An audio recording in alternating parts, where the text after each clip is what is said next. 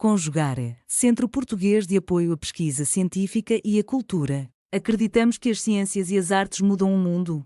O conhecimento transforma, e isso nos motiva. 14ª Jornada Virtual Internacional em Pesquisa Científica, com o tema Educação, Cultura e Poder. Então, olá a todos e todas e todes que estão aqui assistindo a essa apresentação de trabalho. Esse trabalho é apresentado por mim, que sou a professora Amanda Tolomé de Brescia, e pela professora Aline Choquer Vaz. O trabalho é intitulado Educação, Cinema e Direitos Humanos. Nós duas somos professoras do Programa de Pós-Graduação, Educação e Formação Humana, da Faculdade de Educação, da Universidade do Estado de Minas Gerais, no Brasil. Bom, este trabalho, ele faz parte de um edital, de um trabalho aprovado em um edital, o edital número 09 de 2024, de fortalecimento e consolidação da pesquisa na UENG e Unimontes, que são as duas universidades estaduais de Minas Gerais.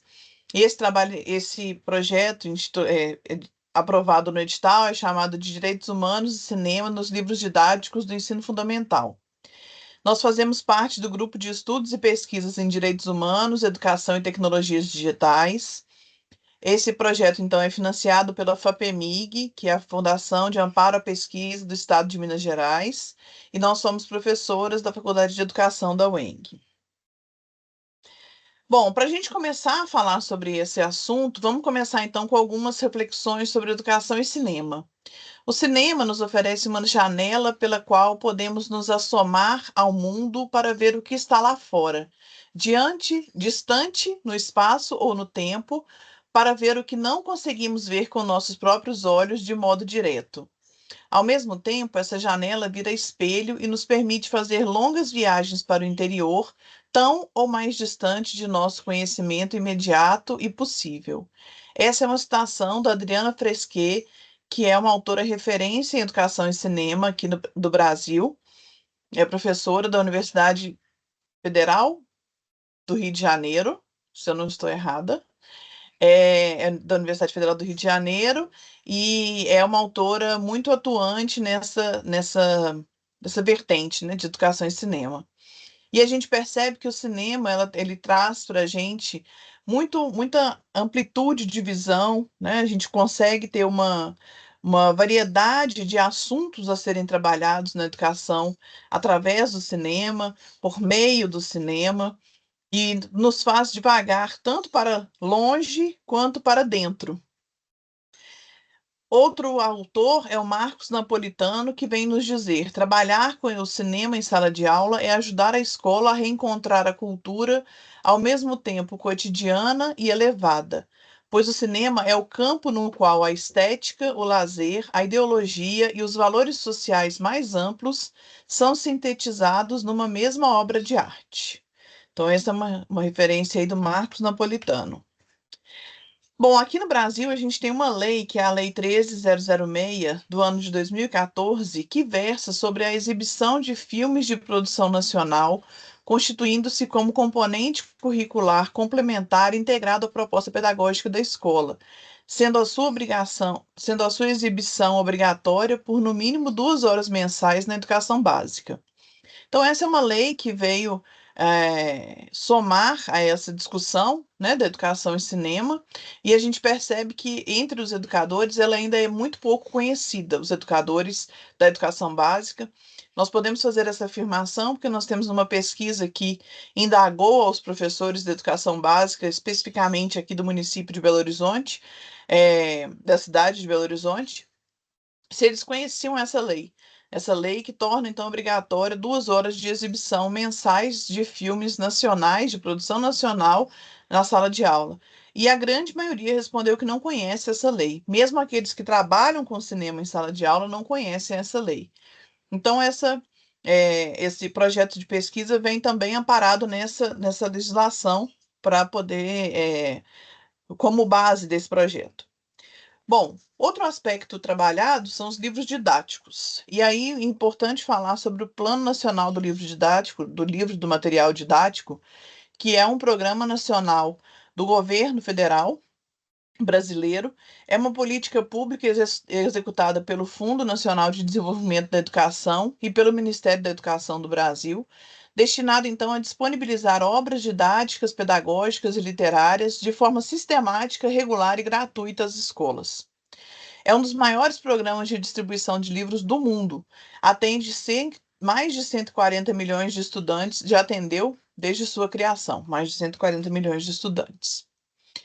Como que funciona, então, esse plano nacional, né? Como que é o ciclo dele? Então, é feita uma chamada pública, né? O MEC, que é o Ministério da Educação, define as regras e as editoras submetem as obras a essa avaliação, a essa chamada pública. E aí acontece a avaliação pedagógica. O INEP e especialistas analisam a qualidade desses livros. Então, muitos aspectos são analisados, então não é uma análise subjetiva, é uma análise bastante objetiva, com base inclusive na legislação brasileira, como essa que eu trouxe aqui, da obrigatoriedade do livro didático, seria um exemplo, caso ela, né, compusesse esse rol de legislações que fazem parte dessa avaliação pedagógica. Então, é uma avaliação bem criteriosa e muito completa. A partir dessa avaliação, os livros que são aprovados, então, são encaminhados para professores e gestores selecionar quais títulos deverão ser trabalhados na sua escola. Então, é feita a escolha das obras. A partir dessa escolha, é feita a licitação e a produção. Então, o FNDE, o Fundo Nacional de Desenvolvimento da Educação, compra os livros das editoras aprovadas. E depois é feita a distribuição, envio direto às escolas, geralmente no início do ano letivo. Com algum atraso, eventualmente, como a gente está vivendo esse ano em alguns municípios, esse ano de 2025 em alguns municípios está tendo atraso para a entrega desse livro didático, mas não é uma prática comum esse atraso. Quais são os materiais, né, distribuídos, então?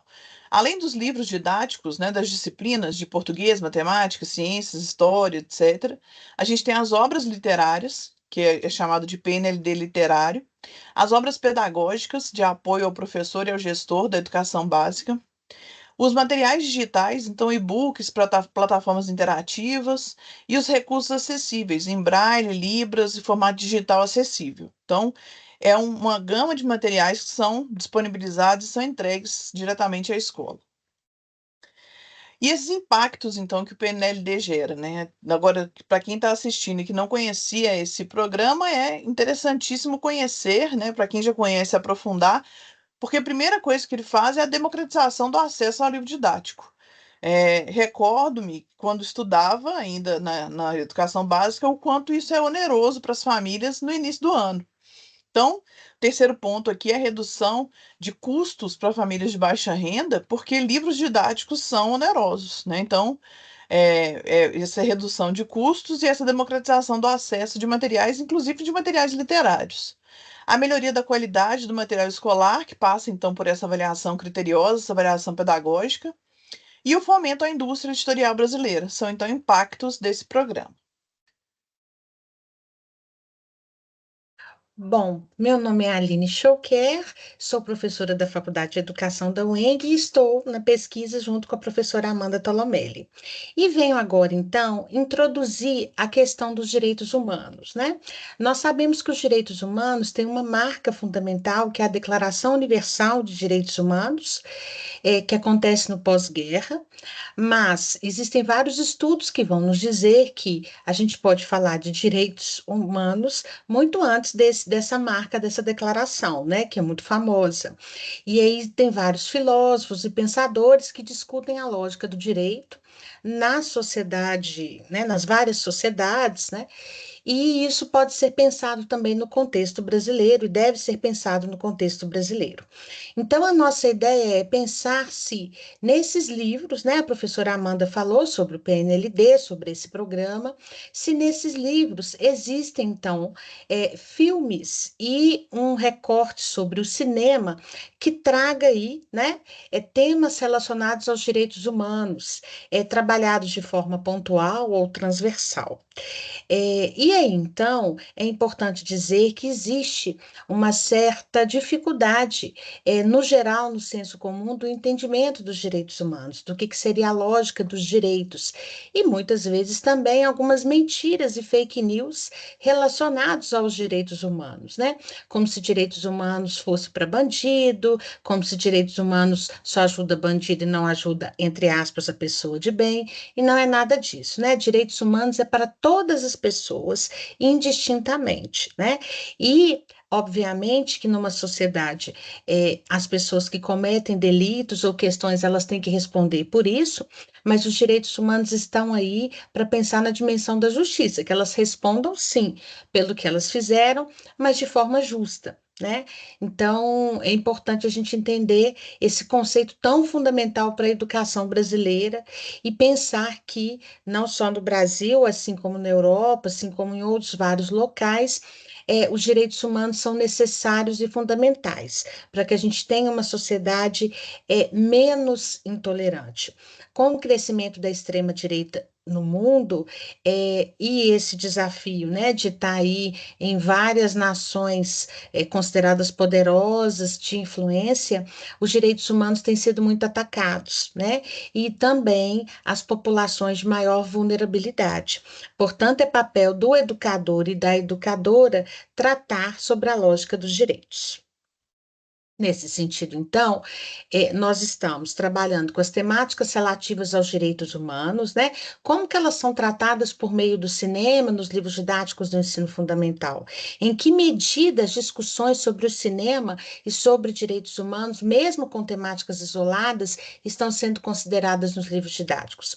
E aí a gente lança uma hipótese, que as temáticas relativas aos direitos humanos têm grande potencial de serem tratadas por meio do uso do cinema como ferramenta e campo pedagógico, mas são pouco abordadas nos livros didáticos do ensino fundamental 1 e 2.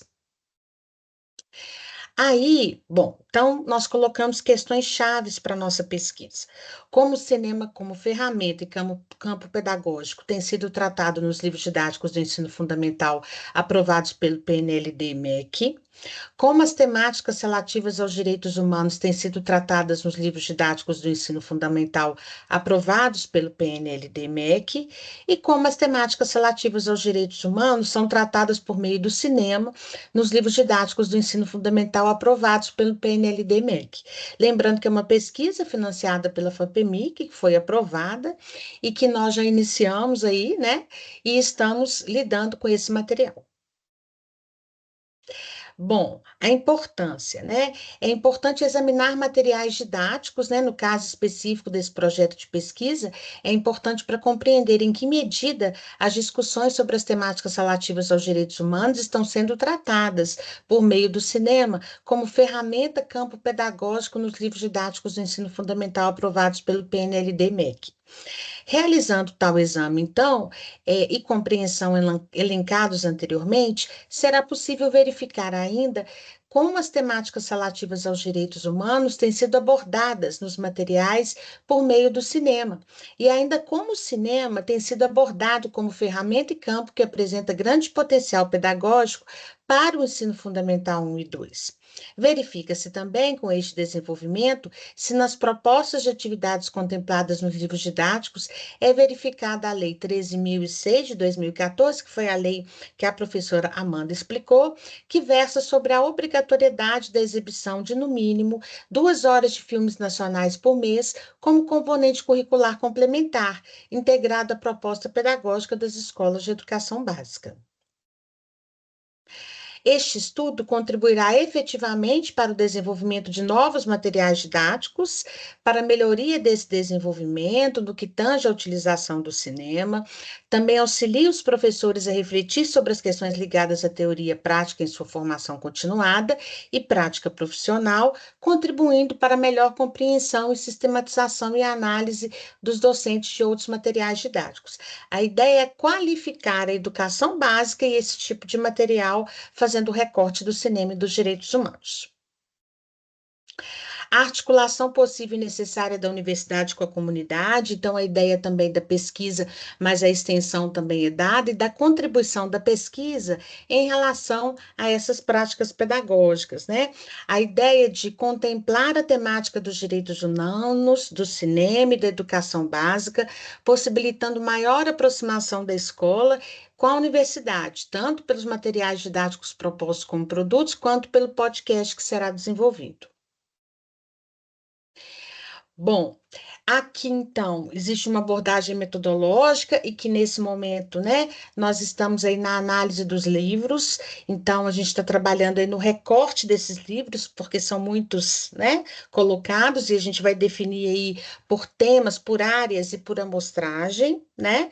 E agora, então, a gente está trabalhando, já entrando na análise do conteúdo. A gente já fez a primeira etapa e agora, então, a gente trabalha com a análise do conteúdo para compreensão de quais os filmes e como são abordados. E na terceira etapa, a gente vai pensar esses resultados obtidos. Bom, então a gente tem no ensino fundamental 1, 111 coleções localizadas, no ensino fundamental 2, 90 coleções localizadas. Agora a gente vai trabalhar, né, com a localização dessas coleções, que a gente já localizou, na verdade, mas a realização de recorte, início do passo 1 da abordagem metodológica e também vamos lançar nosso primeiro podcast. Aqui é o livro que nós publicamos, baixe gratuitamente, que também deriva, né, dessa concepção do projeto. E nós só temos a agradecer, né? Obrigada, professora Amanda também. Quer falar, Amanda, agradecer? Não, é isso. Obrigada a todos e Obrigada todas que estão aqui. e estamos à disposição. Tchau, tchau. Realização: Conjugare, Centro Português de Apoio à Pesquisa Científica e à Cultura. Apoio: Editora Cravo. Inscreva-se no canal, comente, curta e compartilhe. Obrigado por assistir.